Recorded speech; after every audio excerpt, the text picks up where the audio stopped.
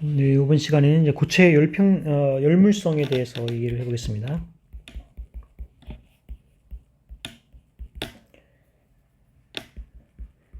이 thermal properties of solid. 고체 열물성 대표적으로 이제 그 열팽창 또는 이제 비열, 열전도도 이런 얘기를 하려고 그러는데요. 주로 이제 이번 강의는 정의에 대해서 주로 얘기를 할 것 같아요. 일단 thermal expansion. 우리가 이제 그 온도에 의해서 열이 팽창되잖아요. thermal expansion은 이제 두 가지가 있어요. 하나는 이제 linear thermal expansion이 있고요.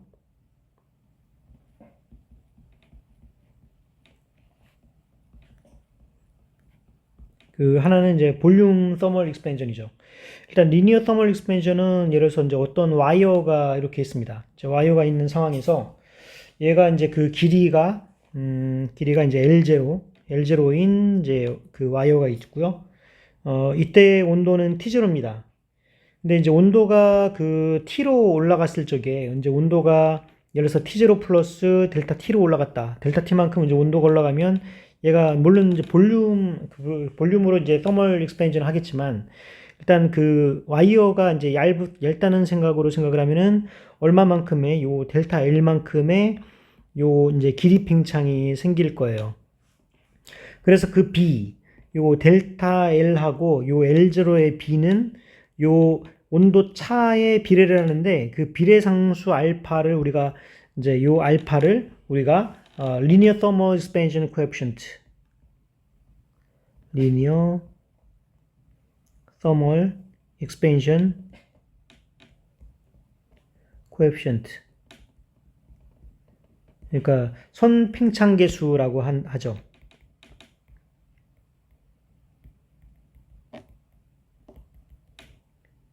그 열에 의한 이제 선팽창계수고요. 그 다음에 이제 볼륨 thermal expansion 있죠. 볼륨 thermal expansion.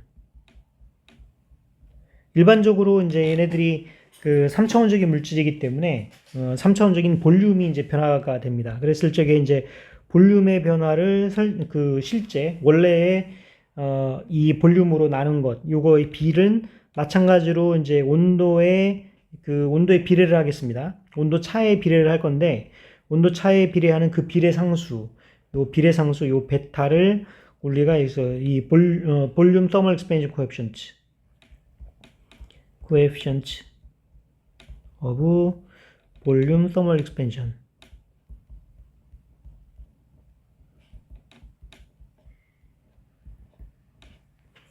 요 알파 베타는 이제 실험에 의해서 결정되는 값이죠. 그리고 이제 이렇게 thermal expansion이 일어나게 되면은 사실 이제 우리가 thermal stress를 받게 됩니다. 물질이 이 열 응력을 받게 되는데요. 첫 번째 열 응력을 대표하는 양 중에서는 이제 영스 모듈러스. 그러니까 한국말로 이제 영률이라고 이제 얘기를 하는데 영스 모듈러스가 있습니다.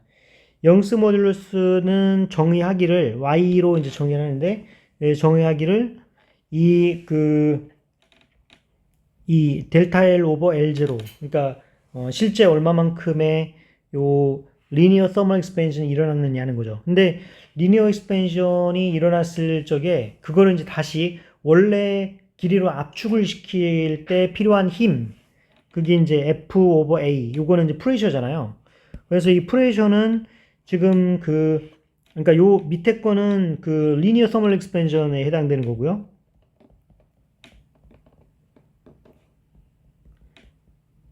리니어 thermal expansion이고 요 위에 거는 이제 이 F 오버 A니까 이제 프레셔인데 무슨 프레셔냐면은 얘가 이제 그 원래의 그 길이로 돌아오게끔 만드는 굉장히 압력을 줘가지고요.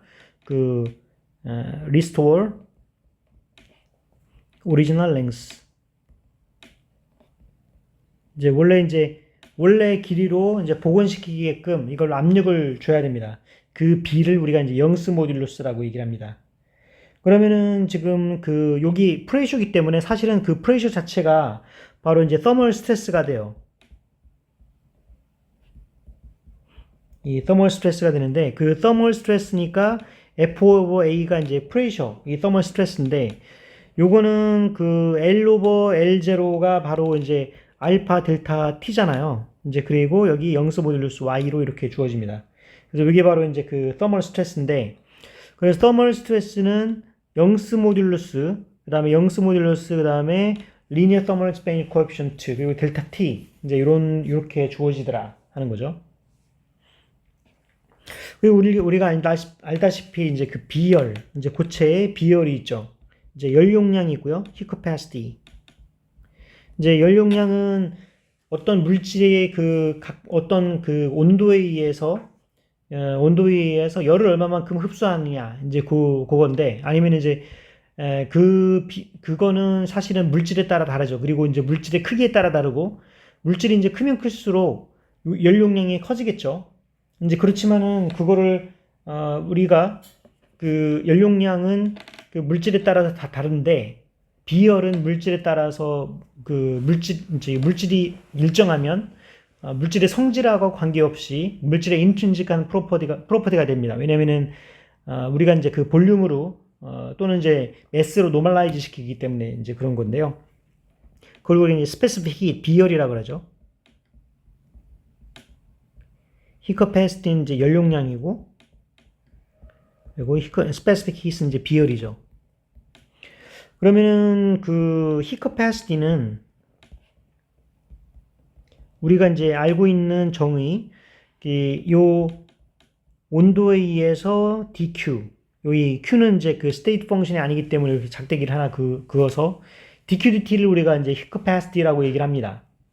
그러면 이제 스페시픽 히트는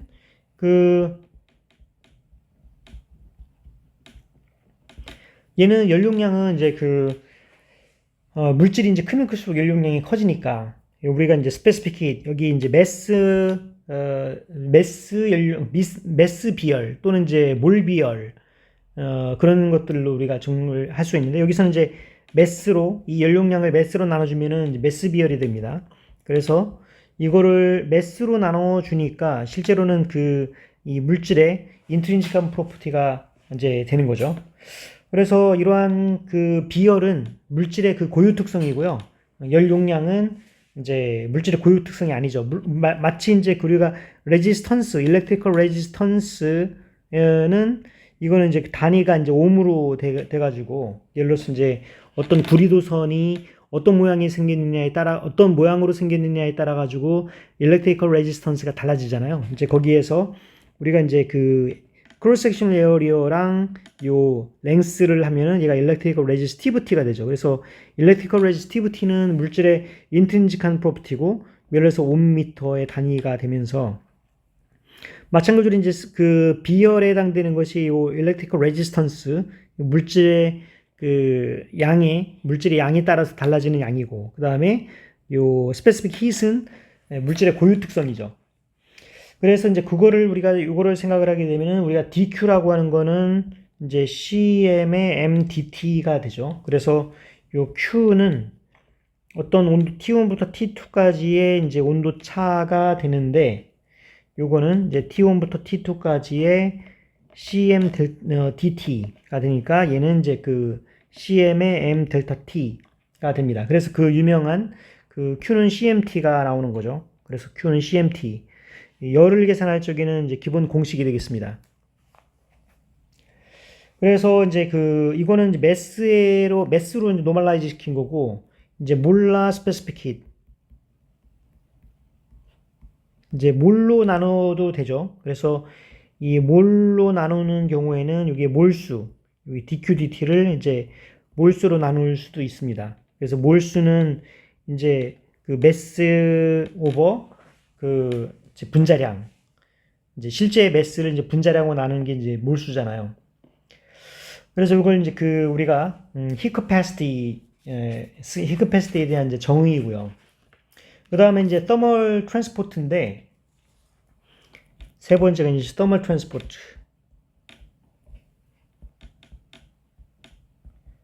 그 열전도도인데, 사실은 이제 열전도도는 크게 그 세 가지를 나눌 수가 있어요. 첫 번째 뭐냐면은 우리가 이제 전도는 이제 컨덕션이라고 얘기하죠.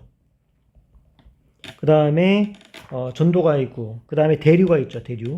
대류는 컨벡션. 그 다음에 이제 그 대류가 있고, 그 다음에 복사가 있습니다. 이 복사는 radiation. 그 열이 전달된다 하는 거는 우리가 이제 고체에서는 뭐 예를 들어서 이제 원자라든가 아니면은 그 전자라든가 뭐 이런 여러 가지 그 고체 안에 있는 이런 엔터티들이 엔트로피를 트랜스포트 하는 거를 우리가 열전달이 되고, 그 다음에 이제 복사라고 하는 거는 우리가 그 실제 어떤 물질이 이제 온도를 갖고 있다고 그러면은 우리가 흑체 복사를 하게 되거든요. 그래서 흑체 복사를 하게 되는데 그게 바로 이제 레디에이션이죠. 이게 일렉트로매그네틱 웨이브.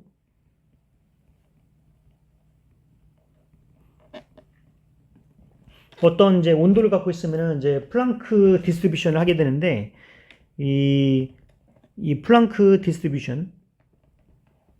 근데 요거는 이제 요 플랑크 디스트리뷰션에 관해서는 이 다음 챕터에서 나오게 되는데, 통계물리학에서 이미 강의를 해놨습니다. 그래서 통계물리학 강의를 참고를 하시면 그 플랑크 디스트리뷰션에 대해서 그게 바로 이제 열복사에 해당되는 건. 그러니까 어떤 물체가 이제 뜨거워지면은 거기에서 이제 원적외선이 나오고, 이제 그 다음에 가시광선이 나오고, 이제 이런 식으로 뭔가 이제 일렉트로매그네틱 웨이브가 이제 발산되게 됩니다. 그다음에 대류라고 하는 거는 이제 이 주변 공기를 이제 애트모스피어, 주변 공기를 데우게 되니까 그 주변 공기가 뜨거운 거는 위로 올라가고 차가운 게 내려오면서 이제 대류 공기의 순환이 이루어지게 됩니다. 그래서 이러한 세 가지 메커니즘에 의해서 이제 더멀 트랜스포트가 일어나게 되는데, 그래서 이제 하나하나 이제 그 정의에 대해서 살펴보게 되면요. 첫 번째 히트 컨덕션. 열전도 같은 경우에는 우리가 어떤 이제 고체가 이제 이렇게 플레이트가 있다고 생각을 해보겠습니다. 플레이트가 있는데 이쪽에서 이제 열을 이제 이렇게 가는 거예요. 열을 가하면은 이쪽이 이제 핫사이드 온도가 되고, 이제 이쪽이 콜드사이드 온도가 되면서 이제 열이 이제 프로파게이션 전파가 되겠습니다. 이랬을 적에 이거의 랭스를 우리가 이제 L이라고 하고요. 요 L이라고 하고, 여기에 크로스 섹셔널 에어리어를 여기를 이제 A라고 하겠습니다. 그랬을 적에 이거의 히트 커런트, 히커런트에 의한 정의를 우리가 H라고 하는데 dQdt. 우리가 전자기학에서 보게 되면은 여기 dt가 이제 시간이 아니라 온도가 아니라 시간입니다. 시간. 그래서 단위는 이제 줄 퍼 세크가 되죠. 줄 퍼 세크는 이제 와트예요. 그래서 우리가 이제 일렉트릭 커런트라고 하는 거는 얘가 dQdt로 정의를 하잖아요. 이제 그런 것처럼 여기에서 우리가 Q에 해당되는 게 여기 캐피탈 Q, 이게 DQ는 여기서의 Q는 이제 차지의 Q인데, 여기서의 Q는 캐피탈 Q는 여기 hit의 Q가 되겠습니다. 그래서 이러한 차지 커런트가 생기는 것처럼 이 캐피탈 Q에 의한 히 커런트가 생긴다는 거죠. 근데 히 커런트가 생기는데 그거는 뭐에 비례를 하냐면은 얘가 열전도도의, 그러니까 이거의 온도 차에 비례를 해요. 기본적으로 온도 차에 비례를 하고요. 온도 차에 비례를 하는데 이거의 더멀 컨덕턴스에 비례를 하게 됩니다. 근데 더멀 컨덕턴스는 더멀 컨덕티비티에다가 여기서 A를 곱하고 L을 이제 이런 식으로 하게 되면은 우리가 이제 요게 이제 카파가 이 더멀 컨덕티비티가 돼요. 더멀 컨덕티비티.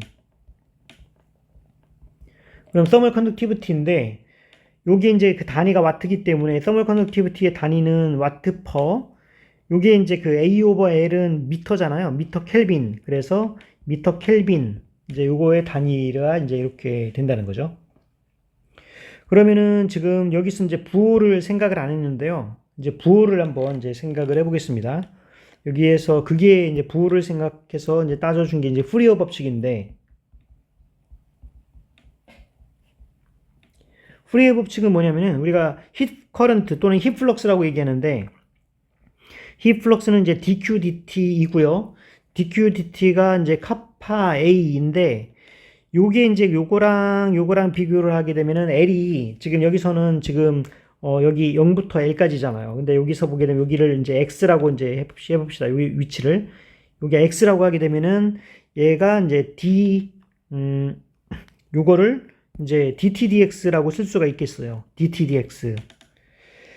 근데 이 dtdx라고 쓸 수가 있는데 우리가 이제 한번 생각을 해보게 되면은 여기서 아까 그 길이가 0부터 L까지였고요. 여기가 이제 그 T 핫사이드, T 콜드사이드였죠. 열은 어디서 어디로 흐르냐면은 높은 쪽에서 낮은 곳으로 흐르거든요.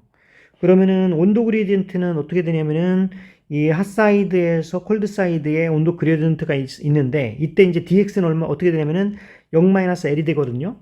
요거는 이제 마이너스 L분의 이제 델타 T가 돼요. 그러니까 여기서 이 마이너스를 의미하고 있는 거는 뭐냐면 요 마이너스는 열이 높은 곳에서 낮은 곳으로 흐른다.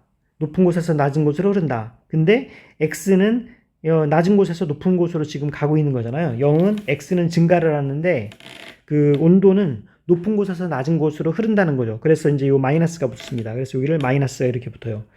그래서 요거는 그 열전달의 프리오로라서 열전달에서 이제 많이 쓰는 공식입니다. 이제 그래서 요거를 우리가 요거를 이제 기억해 두시는 게 좋겠죠? 그래서 이러한 그 프리어 법칙인데 우리가 이 세 번째 이제 thermal resistance인데요.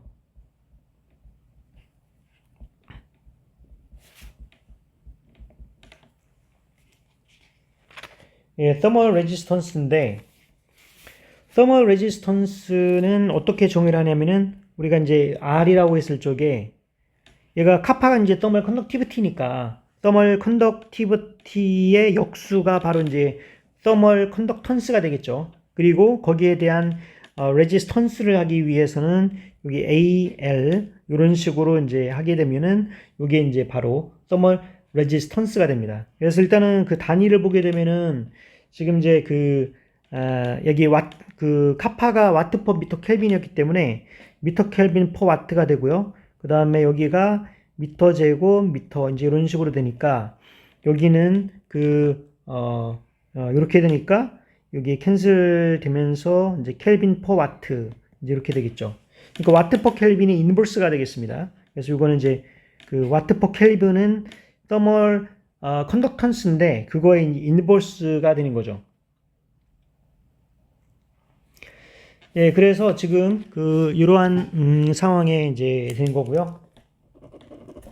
예, 그래서 우리가 이 thermal 아까 그 프리어로를 생각을 해보게 되면은 요 프리어로에서 여기 dx를 우리가 이제 0부터 l까지니까 dx는 이제 여기 마이너스 l로 표시가 될 수가 있잖아요. 그래서 여기 마이너스가 서로 이제 그 캔슬되면서 카파 a의 l분의 델타 t 이제 이렇게 될 수가 있겠죠. 그래서 요거는 지금 그 thermal resistance이기 때문에 thermal resistance분의 델타 t가 됩니다.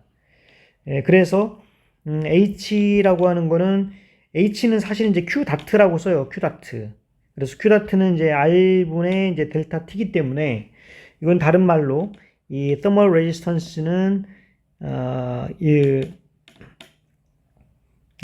thermal resistance는 이제 q 닷분의 델타 t 이제 이렇게 쓸 수가 있겠습니다. 아니면은 이제 델타 t라고 하는 거는 뭐냐? 요 thermal resistance의 q 다트. 그래서 요거를 더 많이 쓰겠죠. 그래서 heat flux 이 thermal resistance가 주어지게 된다고 하면 thermal resistance 그리고 이제 heat flux의 곱이 바로 이제 델타 t가 된다 하는 거죠. 그 다음에 이제 그 마지막으로 이제 convection인데요. convection은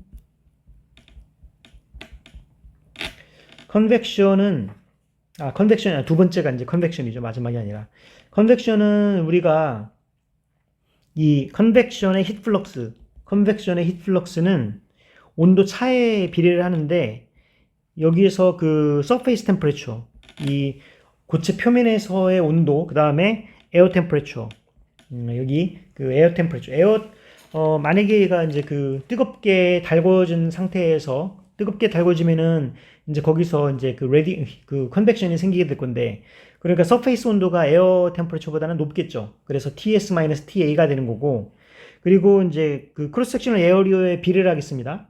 그 다음에 거기에 비례 상수를 우리가 H라고 쓰는데, 요 H가 바로 여기가 그 coefficient of thermal convection.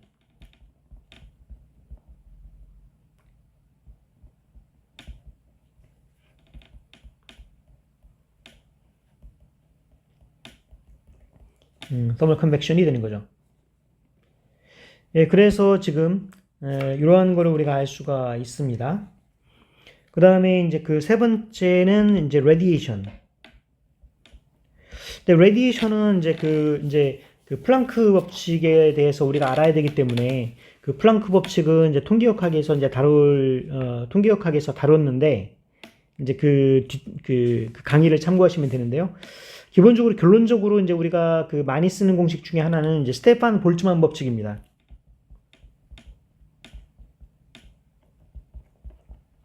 근데 스테판 볼츠만 법칙이 어디서 나왔는지는 이제 그 플랑크 레디에이션 법칙으로 우리가 계산할 수가 있고요.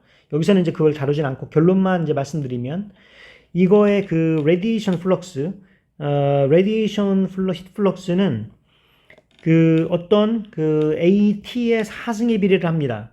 AT의 4승에 비례하는데 그 비례 상수 요 시그마가 바로 이제 슈테판 볼츠만 상수예요.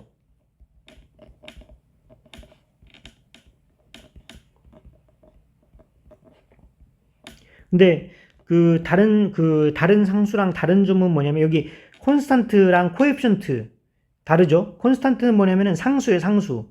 상수는 어떤 물리적인 법칙에 의해 가지고 나타난 물리적인 법칙에 의해서 어떤 그 물리적인 그 first principle에 의해 가지고 계산했을 적에 나오는 값, 그걸 우리가 이제 상수, 컨스탄트라고 얘기를 하고요. 코에피션트, 여기는 코에피션트죠, 코에피션트. 그 다음에 여기도 어디 있어요? 여기서도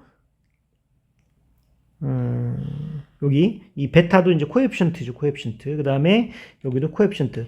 코에피션트는 실험으로 결정하는 일종의 공학적인 양입니다. 이거는 물리적인 법칙에 의해서 나오는 게 아니라 실험에 의해 가지고 결정하는 양이라는 거죠. 근데 스테판 볼츠만 법칙은 어떤 플랑크 법칙의 플랑크 레디에이션 로에 의해서 나타나는 그 상수기 때문에 이거는 자연 상수예요. 그래서 그 자연 상수라서 그게 얼마만의 값을 쓰냐면은 이제 5.6705 곱하기 10의 마이너스 8승 와트 퍼 미터 제곱 켈빈의 4승, 이제 T의 4승에 비례하니까. 그런데 요것만 가지고 얘기할 수가 없고요. 요 앞에 또 하나 상수가 붙는데 그게 이제 E. 요게 뭐라고 하냐면 emissivity. emissiv이티는 얘가 이제 레디에이션이 일어났는데 레디에이션이 그 물질에 따라서 그 뭔가 이제 그 코렉션 팩터가 이제 들어가고 일종의 코렉션 팩터예요. 근데 그 어떤 거는 레디에이션이 이제 그 스테판 볼츠만 법칙에 의해서 나오는데 그것이 어떤 주변 환경에 따라서 아니면은 뭔가 그 물질에 따라 가지고 이 레디에이션의 정도가 약간씩 달라지는데 그 달라지는 일종의 코렉션 팩터입니다. 그 코렉션 팩터인데 그 값은 0과 1 사이에 있는 값을 쓴다는 거죠. 요것도 이제 사실은 실험 값입니다. 실험에 의해서 쓸 수 있는 값이고요. 그래서 요거를 우리가 이제 그 레디에이션의 법칙 이렇게 쓸 수 있어요. 그래서 우리가 아까 이 컨벡션하고 생각을 해보게 되면은 우리가 레디에이션이 첫 번째 요 레디에이션의 힙 플럭스는 뭐가 이제 되냐면은 아까 E 시그마 A 요게 이제 상수 앞에 붙고 일단은 그 서페이스에 의한 레디에이션이 생길 거고요. 그 다음에 에어도 이제 그 공기도 주변에 앰비언트 에어도 그 열을 갖고 있으니까 그 열에 의한 레디에이션이 있는데 그 레디에이션은 이 에어에서 그 물질로 들어가는 겁니다. 그러니까 예를 들자면은 만약에 에어 템퍼레처가 더 높다. 에어 템퍼레처가 더 높다고 하면은 에어에 있는 온도에 의한 이 공기 중에 의한 그 복사 에너지가 이제 예를 들어서 이제 아주 차가운 금속으로 이제 들어갈 수가 있는 거죠. 그래서 얘가 마이너스 값을 이제 써서 A의 4승 이렇게 나타나게 된다는 거죠. 그래서 요거는 지금 요 앞에 있는 거는 emission of heat to outside. 바깥으로 이제 나가는 heat이고, 요거는 absorption of heat.